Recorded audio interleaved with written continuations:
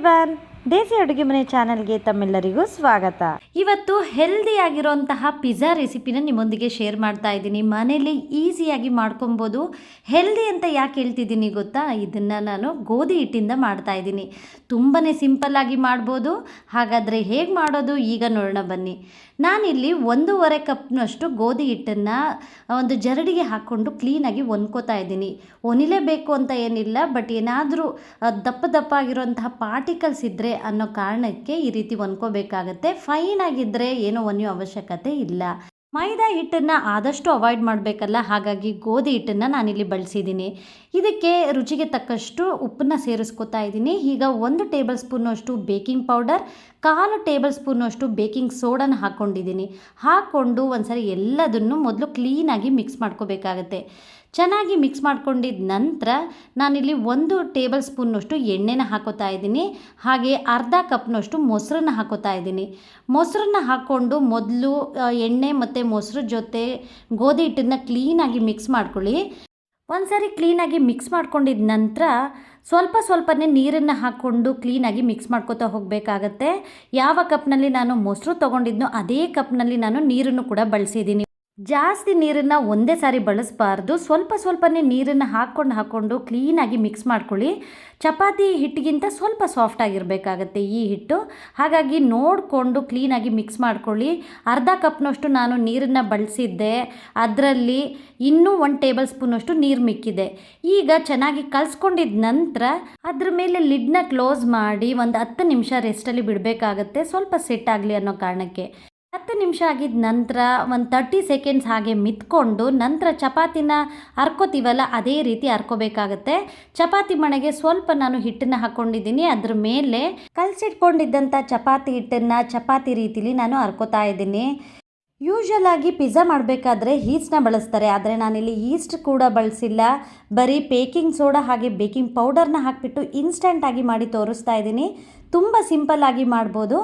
ಈಗ ಚೆನ್ನಾಗಿ ನಾನು ಹರ್ಕೊಂಡಿದ್ದೀನಿ. ನಾನು ತೊಗೊಂಡಿರೋಂತಹ ಪಿಜ್ಜಾ ಪ್ಲೇಟಿಗೆ ಎಷ್ಟು ಅಗಲ ಬೇಕೋ ಅಷ್ಟು ಅಗಲಕ್ಕೆ ನಾನಿಲ್ಲಿ ಹರ್ಕೋತಾ ಇದ್ದೀನಿ.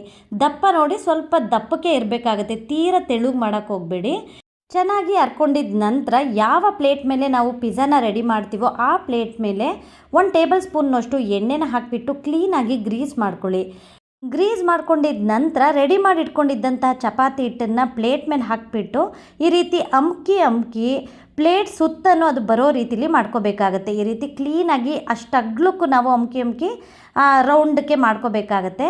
ನಂತರ ಒಂದು ಫೋರ್ಕ್ ಸಹಾಯದಿಂದ ಈ ರೀತಿ ಪ್ರಿಕ್ ಮಾಡ್ತಾ ಹೋಗಬೇಕಾಗತ್ತೆ. ಈ ರೀತಿ ಮಾಡೋದ್ರಿಂದ ಬೇಯಿಸೋ ಟೈಮಲ್ಲಿ ಕ್ಲೀನಾಗಿ ಒಳಗೆಲ್ಲ ಚೆನ್ನಾಗಿ ಬೇಯಿಕೊಳ್ಳುತ್ತೆ. ಹಾಗಾಗಿ ಈ ರೀತಿ ಪ್ರಿಕ್ ಮಾಡ್ಕೋಬೇಕಾಗತ್ತೆ. ನಂತರ ನಾನು ಅದ್ರ ಮೇಲೆ 1 ಟೇಬಲ್ ಸ್ಪೂನಷ್ಟು ಪಿಜ್ಜಾ ಸಾಸ್ನ ಹಾಕೋತಾ ಇದ್ದೀನಿ. 1 ಟೇಬಲ್ ಸ್ಪೂನಷ್ಟು ಟೊಮ್ಯಾಟೊ ಸಾಸ್ ಹಾಗೆ 1 ಟೇಬಲ್ ಸ್ಪೂನಷ್ಟು ಮಯೋನೀಸ್ ಹಾಕೋತಾ ಇದ್ದೀನಿ.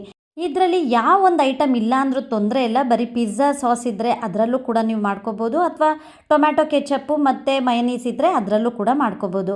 ಹಾಕ್ಕೊಂಡು ಚಪಾತಿ ಹಿಟ್ಟಿನ ಮೇಲೆ ಕ್ಲೀನಾಗಿ ಸರೋಕೊಳ್ಳಿ. ಸುತ್ತ ಬರೋ ರೀತಿಲಿ ಕ್ಲೀನಾಗಿ ಸರೋಕೊಳ್ಳಿ. ಹೆಚ್ಚು ಕಡಿಮೆ ಮಾಡ್ಕೋಬೋದು. ನಿಮಗೆ ಇನ್ನೂ ಸ್ವಲ್ಪ ಸಾಸ್ ಜಾಸ್ತಿ ಬೇಕು ಅಂದರೆ ಸ್ವಲ್ಪ ಜಾಸ್ತಿನೂ ಕೂಡ ಬಳಸ್ಬೋದು.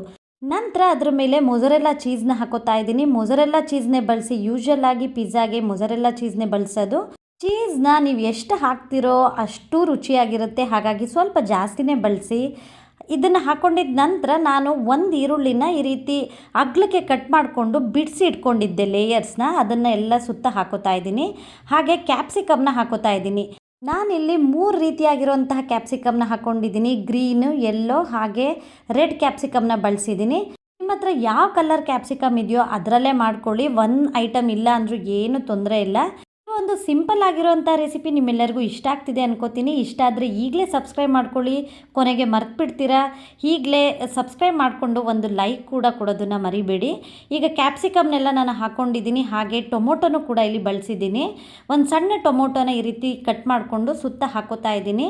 ಅದ್ರ ಮೇಲೆ ಮತ್ತೆ ನಾನು ಮೊಜರೆಲ್ಲಾ ಚೀಸ್ನ ಹಾಕೋತಾ ಇದ್ದೀನಿ. ಮೊಜರೆಲ್ಲಾ ಚೀಸ್ನ ನೀವು ಎಷ್ಟು ಹಾಕ್ತಿರೋ ಅಷ್ಟು ರುಚಿಯಾಗಿರುತ್ತೆ, ಹಾಗಾಗಿ ನಾನು ಸ್ವಲ್ಪ ಹೆಚ್ಚಿಗೆನೇ ಹಾಕ್ಕೊಂಡಿದ್ದೀನಿ. ಮಕ್ಕಳಿಗೆಲ್ಲ ಚೀಸ್ ಅಂದರೆ ತುಂಬ ಇಷ್ಟ ಆಗುತ್ತಲ್ಲ, ಹಾಗಾಗಿ. ನಂತರ ಅದ್ರ ಮೇಲೆ 1 ಟೇಬಲ್ ಸ್ಪೂನಷ್ಟು ಆರಿಗ್ಯಾನೋ ಹಾಕೋತಾ ಇದ್ದೀನಿ. 1 ಟೇಬಲ್ ಸ್ಪೂನಷ್ಟು ಮಿಕ್ಸ್ಡ್ ಹರ್ಬ್ಸ್ನ ಹಾಕೋತಾ ಇದ್ದೀನಿ. ಹಾಗೆ 1 ಟೇಬಲ್ ಸ್ಪೂನ್ನಷ್ಟು ಚಿಲ್ಲಿ ಫ್ಲೇಕ್ಸ್ನು ಕೂಡ ಹಾಕ್ಕೊಂಡಿದ್ದೀನಿ. ಇದು ಆ್ಯಕ್ಚುಲಾಗಿ ಕೇಕ್ ಮಾಡುವಂತಹ ಟ್ರೇ, ನನ್ನ ಹತ್ರ ಪಿಜ್ಜಾ ಟ್ರೇ ಇರಲಿಲ್ಲ. ಹಾಗಾಗಿ ನಾನು ಸುತ್ತ ಕವರ್ ಮಾಡುವಂತಹ ಪ್ಲೇಟ್ನು ಕೂಡ ಬಳಸಿದ್ದೀನಿ. ಬೆಂದ ನಂತರ ಚೀಸೆಲ್ಲ ಹೊರಗೆ ಬಂದು ಚೆಲ್ಬಿಡುತ್ತಲ್ಲ, ಹಾಗಾಗಿ ಅದ್ರ ಮೇಲೆ ನಾನು ಸ್ವಲ್ಪ ಕಾರ್ನು ಕೂಡ ಉದುರಿಸ್ಕೊಂಡು ಈಗ 10 ನಿಮಿಷ ಪ್ರೀ ಹೀಟ್ ಆಗಿರೋಂತಹ ಓವನ್ನಲ್ಲಿ ಒಂದು 30 ಮಿನಿಟ್ಸ್ ಇದನ್ನು ಬೇಕ್ ಮಾಡ್ಕೊಂಡಿದ್ದೀನಿ. ಮಾತ್ರ ಅವನ್ ಇಲ್ಲ ಅಂದರೆ ಒಂದು ದಪ್ಪ ತಳದ ಕಡಾಯಿನ ಬಿಸಿ ಮಾಡಿಬಿಟ್ಟು ಅದ್ರ ಕೆಳಗೆ ಸ್ಟ್ಯಾಂಡ್ನ ಇಟ್ಬಿಟ್ಟು ಅದ್ರ ಮೇಲೆ ರೆಡಿ ಮಾಡಿ ಇಟ್ಕೊಂಡಿರೋಂತಹ ಪಿಜ್ಜಾ ಟ್ರೇನ ಅದ್ರ ಮೇಲೆ ಇಟ್ಟು ಒಂದು 30 ಮಿನಿಟ್ಸ್ ನೀವು ಬೇಕ್ ಮಾಡಿಕೊಂಡ್ರೆ ಇದೇ ರೀತಿ ಬರುತ್ತೆ. ಹೊರಗಡೆಯಿಂದ ತರುವಂತಹ ಪಿಜ್ಜಾಗಿಂತ 100% ಹೆಲ್ದಿ ಆಗಿರುತ್ತೆ, ಹಾಗೆ ಹೈಜಿನ್ ಆಗಿರುತ್ತೆ ಮನೆಯಲ್ಲೇ ಮಾಡಿದ್ರೆ. ಈ ಒಂದು ಪಿಜ್ಜಾ ರೆಸಿಪಿ ನಿಮ್ಮೆಲ್ಲರಿಗೂ ಇಷ್ಟ ಆಗಿದ್ದರೆ ಖಂಡಿತ ಸಬ್ಸ್ಕ್ರೈಬ್ ಮಾಡ್ಕೊಳ್ಳೋದನ್ನು ಮರಿಬೇಡಿ. ಮುಂದಿನ ರೆಸಿಪಿಯಲ್ಲಿ ಭೇಟಿಯಾಗ್ತೀನಿ. Thank you for watching.